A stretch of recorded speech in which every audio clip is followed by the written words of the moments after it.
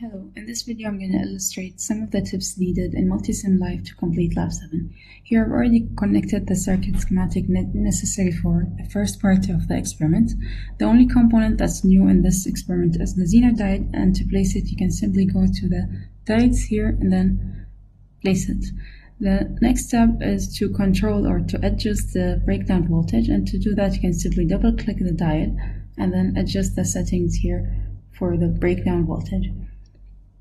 For the completion of the table in the lab sheet of Lab 7, you'll need to place a voltage probe at the output, and then I'm going to relabel it so it will have a proper label as Vout.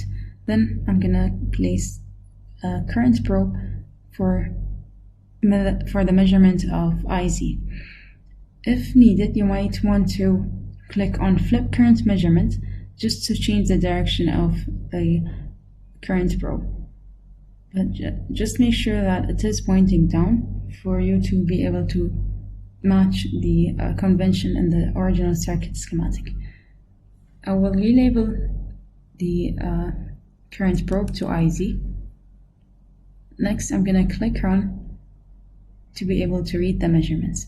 For the first row of the table, the value of Vn is equal to 0, so I'm going to adjust it from here. Another way to do the adjustment is to click on the value here and then use the probe or use the handle of the scroll bar to control Vn.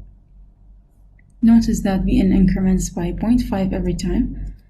So we're going to change it from here and then hit enter, and then the value of the probes or the measurements are going to be updated automatically, so you don't have to click stop the simulation and then run the simulation again. The values are going to be updated automatically as you hit enter for the value of Vn. Notice that if the range for your current is in nanoamps, then you can convert that to millivolts or milliamps actually, and it will become simply 0 milliamps. As you increase Vn, for example, if Vn is equal to 7 volts, now you will see some readings for the current. So 33 milliamps is a proper reading, you can record it as it is. But if the range is in nanoamps, while you're working or dealing with milliamps, you can ignore it and simply record as 0. And if the reading for the voltage is in millivolts, make sure you do the conversion so you can have a unified unit for the entire table. For the next part, I'm gonna click stop the simulation, and then I'm gonna delete this DC voltage as well as the current probe. I'm gonna leave the voltage probe at the output, and then I'm gonna place an AC voltage for Vn. In the second part of the experiment, we're experimenting with the Zener diode as a voltage regulator. So this is going to be my Vn, and it's an AC voltage with 0.3 volts peak and 2 volts offset. And that's how you change the offset in Multisim Live.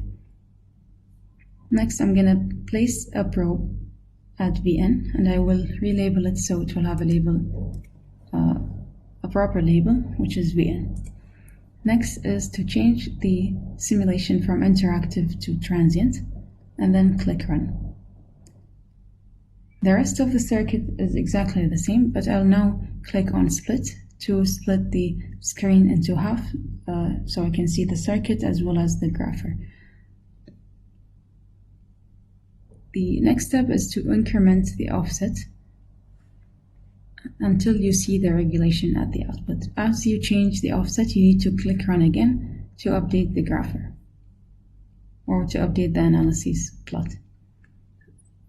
I will change it to 4 now, then I will click Run. Observe that there's now some regulation at the output. For the last part of the experiment, you're required to change the offset to 5 before taking your screenshot, so I'm going to do that and then I will click Run. Notice that the output almost looks like a DC voltage, and it's constant at almost 3.3 volts, which is equivalent to the breakdown voltage of my Zener diode.